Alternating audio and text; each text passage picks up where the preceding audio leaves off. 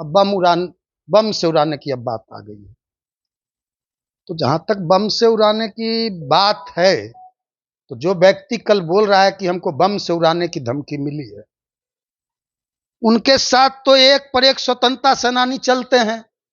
एक पर एक स्वतंत्रता सेनानी उनके पार्टी में है, जो बम बनाते भी हैं, एक्सपर्ट हैं बम बनाने में। उन्हीं के पार्टी बम निरोधक दस्ता भी लेके चलते हैं इनके पार्टी में, बम निरोधक दस्ता भी चलता है। अब बहरहाल, अब एक कैबिनेट मंत्री को, भारत सरकार के एक कैबिनेट मंत्री को बम से उड़ाने की धमकी दी जा रही है। यह तो बड़ा गंभीर है। और यहाँ बिहार में तो अब तो हम तो राष्ट्रपति शासन लगाने की मांग करते हैं। नमस्कार, आप हैं न्यूज़ 4 नेशन पर। मैं आपके साथ अभिजीत सिंह। लोक जनशक्ति पार्टी रामविलास लगातार चुनावी साल में अपनी ताकत है वो दिखाते हुए नजर आ रहे हैं। और कल जिस तरह से मुंगेर में जो जन सैलाब देखने को मिला, नव संकल्प सम्मेलन कर रहे हैं, ऐसे में चिराग पासवान ने मंच पर कहा है कि देखिए, हमें कई लोग हैं वो खत्म करना चाहते हैं, बम से उड़ाने की धमकी भी दे रहे हैं। हमारे साथ बात करने के लिए राष्ट्रीय लोक जनशक्ति पार्टी के राष्ट्रीय प्रवक्ता श्रवण अग्रवाल हैं। जी हैं श्रवण अग्रवाल जी, चिराग पासवान को बम से उड़ाने की धमकी मिल रही है और कर रहे हैं कि खत्म करने के लोग। नहीं, हमने भी सुना है। आप ही लोग के चैनल पे कल उनका रैली, एक सम्मेलन था मुंगेर में, वो संबोधित कर रहे थे अपने कार्यकर्ताओं को, और कह रहे थे कि मैं शेर का बेटा हूं, मैं किसी से डरता नहीं, मुझे बम से उड़ाने की धमकी दी जा रही है। और मुझे विधानसभा चुनाव, मुझे लोग रोकना चाहते हैं। उनके सांसद भी, उनका जो बहनोई सांसद है, वो भी बार बार बोलता है कि हमारे नेता को रोका जा रहा है, हमारे नेता को बिहार आने से रोका जा रहा है। अब बम से उड़ाने की अब बात आ गई है। तो जहां तक बम से उड़ाने की बात है, तो जो व्यक्ति कल बोल रहा है कि हमको बम से उड़ाने की धमकी मिली है, उनके साथ तो एक पर एक स्वतंत्रता सेनानी चलते हैं। एक पर एक स्वतंत्रता सेनानी उनके पार्टी में है, जो बम बनाते भी हैं, एक्सपर्ट हैं बम बनाने में। उन्हीं के पार्टी में ही है। अरे एक पर एक स्वतंत्रता सेनानी है। नहीं, पहले स्वतंत्रता सेना, जब आजादी का आंदोलन चलता था तो स्वतंत्रता सेनानी सब अंग्रेजों अपने से ही बम बनाते थे। भगत सिंह भी देखे थे। तो इनके पार्टी में भी एक पर एक स्वतंत्रता सेनानी है, जो बम बनाते भी हैं और बम चलाने में भी एक्सपर्ट हैं। एक पर एक स्वतंत्रता सेनानी है। और यह तो बम निरोधक दस्ता भी लेके चलते हैं इनके पार्टी में, बम निरोधक दस्ता भी चलता है।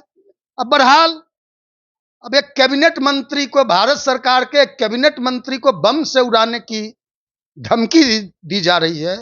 यह तो बड़ा गंभीर है। और यहाँ बिहार में तो अब तो हम तो राष्ट्रपति शासन लगाने की मांग करते हैं। कब किसको कहां शूट कर दिया जाएगा, कब किसको कहां गोली मार दिया जाएगा। चिराग पासवान भी असुरक्षित है। अब वो खुद ही ना कह रहे हैं, वह तो खुद ही कह रहे हैं कि हमको बम से उड़ाने की धमकी। अब एक सांसद था, कोई सांसद है अभी लोकसभा के, मौजूदा लोकसभा के सदस्य हैं, उनको भी नेपाल से, भूटान से, अफगानिस्तान से, कहां कहां से, लॉरेंस बिश्नोई गिरोह, कौन कौन गिरोह धमकी देता था बम से उड़ाने की।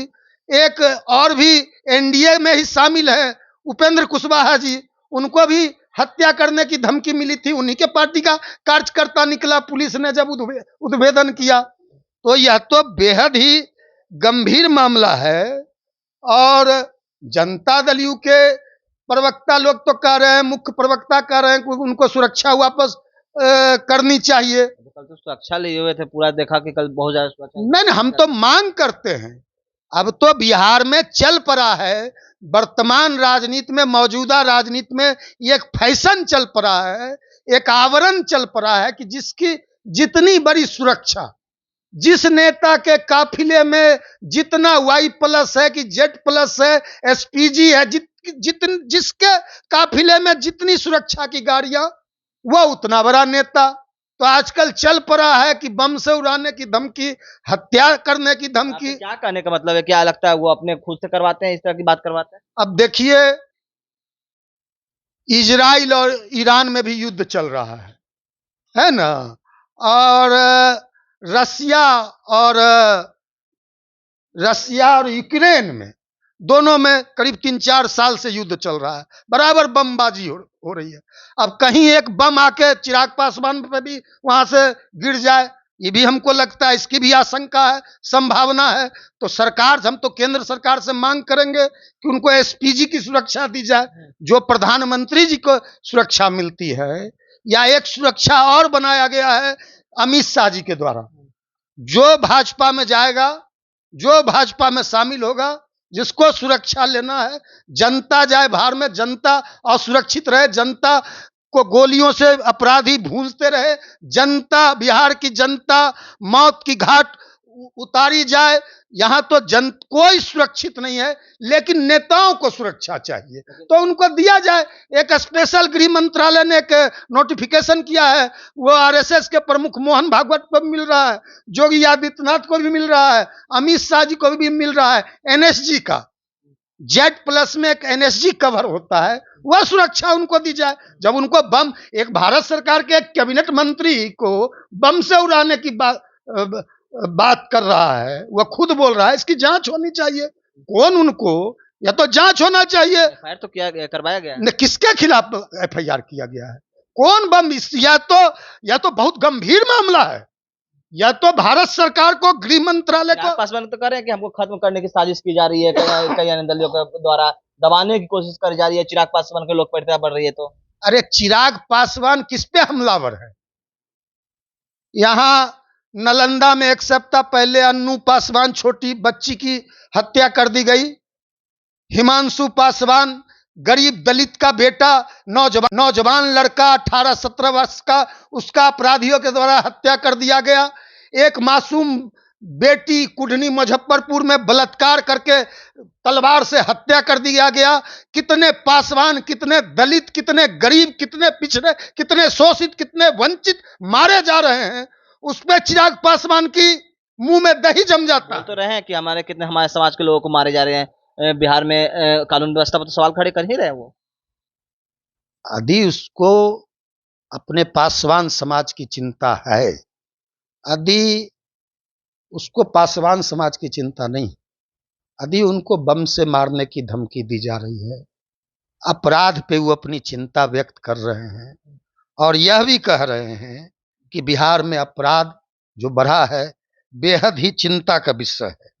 और एक बात वह भी कह रहे हैं, नीतीश कुमार के बारे में कह रहे हैं बिहार सरकार को, कि अपराध के मामले पर नीतीश कुमार का चुप रहना, खामोश रहना, यह भी एक बड़ा अपराध ही माना जाएगा, यह चिराग पासवान का कहना है। तो जब तुम पासवानों के जो हत्याएं हो रही हैं, पासवानों के बेटियों बहुओं के साथ बलात्कार हो रही हैं, दलित मारे जा रहे हैं, मुसहर समाज के लोग मारे जा रहे हैं, रविदास समाज के लोग मारे जा रहे हैं, वाल्मीकि समाज के लोग मारे जा रहे हैं, अन्य दलित समाज के लोग मारे जा रहे हैं, दलित समाज का वोट चोरी किया जा रहा है। भारतीय जनता पार्टी चुनाव चुराना चाहती है, दलितों का वोट चुरा कर, वोटबंदी कर कर। तो आप तो चाहते हैं, जब जीजा को चेयरमैन बनाना होता है तब तो मुख्यमंत्री से मिलते हैं, जाके एकदम गोड़ छू के प्रणाम करते हैं, आशीर्वाद लेते हैं। तो तुम तो कैबिनेट मंत्री हो, एनडीए का हिस्सा हो, क्यों नहीं जाके मुख्यमंत्री पत्र लिखते हो? पत्र लिखना तो, चिट्ठी लिखना तो हमारा काम है ना। तुम तो कई बार अभी हाल में गए थे, मुख्यमंत्री से कई बार, दर्जनों बार मिले हो। तो कह रहे हैं कि बिहार में हमारे गठबंधन नहीं है, हमारे गठबंधन केंद्र से हुए, बिहार से नहीं गठबंधन एनडीए में। तुम कह दो कि हम यह जो 5 पांडव है, हम है नहीं है। इस बार का चुनाव में, पिछले बार सरकार में नहीं है हमारे गठबंधन, तो हमारे एक भी विधायक नहीं, तो बोल रहे हैं, सवाल उठा रहे हैं। अरे तुम एनडीए में, यह कह दो ना कि एनडीए में हम नहीं है। अरे सरकार में तुम्हारा सदन में ना संख्या नहीं है। 5 सांसद तुम किसके कृपा से जीते हो? अरे लोकसभा किसका गठबंधन था? तुम कह दो उसमें नीतीश कुमार का कोई योगदान नहीं था, जनता दल का कोई योगदान नहीं था। तुम बोल दो कि भारतीय जनता पार्टी, तुम जो 100% स्ट्राइक की बात करते हो, तुम जो 100% स्ट्राइक की बात करते हो कि हमारा हमारा 100% स्ट्राइक रेट है, कह दो कि नीतीश का कोई योगदान नहीं है, नरेंद्र मोदी जी का कोई योगदान नहीं है, अमित शाह का कोई योगदान नहीं है। यह 100% स्ट्राइक में भारतीय जनता पार्टी के, जनता दल यू के लोगों का, जीतन राम मांझी जी के, उपेंद्र कुशवाहा जी के कार्यकर्ताओं का कोई योगदान नहीं है। तुम कह दो मीडिया के सामने आके। बोल रहे हैं, लेकिन लोकसभा चुनाव की बात कर रहे हैं कि वो लोकसभा चुनाव में गठबंधन एनडीए से हुई थी, अभी विधानसभा में कुछ नहीं है हमारे साथ, अभी चुनाव 2025 में गठबंधन हुई है, लेकिन सरकार में जिस तरह से लगातार आपराधिक घटनाएं हो रही है उसको लेकर सवाल खड़े कर रहे हैं और कह रहे हैं कि हम लगातार उठाएंगे सवाल बिहार की जनताओं के लिए, हमारे हमें समाप्त करना चाहते हैं लोग, लेकिन हम डरेंगे नहीं।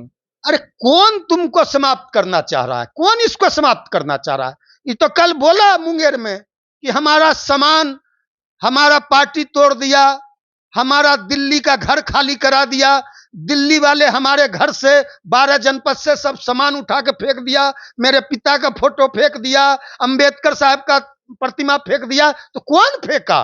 भारतीय जनता पार्टी ने फेंका। भारतीय जनता पार्टी की सरकार है ना 11 साल के। तो जनता के भी अब चुनाव है, वोट लेना है। इसी को न कहता है राजनीति का दोगलापन, इसी को न कहता है राजनीति का दोहरा चरित्र। या जीजा साला आयोग, एक नीतीश कुमार जी से हम मांग करते हैं एक जीजा साला आयोग भी बना देना चाहिए। एक या जीजा साला आयोग की जो पार्टी है, अब देखिए जीतन राम मांझी जी कहते हैं कि इसी के बारे में, चिराग के बारे में, क्या अज्ञानी है, अपरिपक्व है, नॉन पॉलिटिकल है, ज्ञान का अभाव है, सूझबूझ नहीं है, राजनीति करने का ज्ञान नहीं है, राजनीति नहीं करने आता। अब देखिए कल कह रहा, आप ही लोग के कल कह रहा था, पटने में कृष्णापुरी में कह रहा था, बिहार सरकार के एक मंत्री की 1998 में पीएमसीएच में हत्या कर दी गई। कैबिनेट मंत्री है, दुर्भाग्य है, ज्ञान भी नहीं है। कम से कम पढ़ा लिखा करो, नई जानकारी है तो पढ़ा लिखा करो, जानकारी इकट्ठा करो। जिस मंत्री की बात कर रहा है वो पूर्व मंत्री थे, हत्या हुई 1998 में आईजीआईएमएस राजा बाजार में शेखपुरा में जो अस्पताल है, कल कह रहा है, उठा के आप बयान देख लीजिए, कह रहा है पीएमसीएच में 1998 में। ऐसा कैबिनेट मंत्री है, कैसा है? और क्या, इसके पार्टी में एक सांसद है एक पार्टी में, इसकी बाप है नीतीश कुमार के पार्टी में, नीतीश कुमार के कैबिनेट में मंत्री है। अब वह जो बाप मंत्री है, बाप नारा लगाता है, आप लोग मीडिया से पूछने जाइएगा बाप से तो कहेगा 2025 फिर से नीतीश। अब बेटी क्या कर रही थी कल मुंगेर में, सिंहासन खाली करो कि जनता आती है, बेटी ने भाषण दिया, तो किसको कह रही है सिंहासन खाली करने?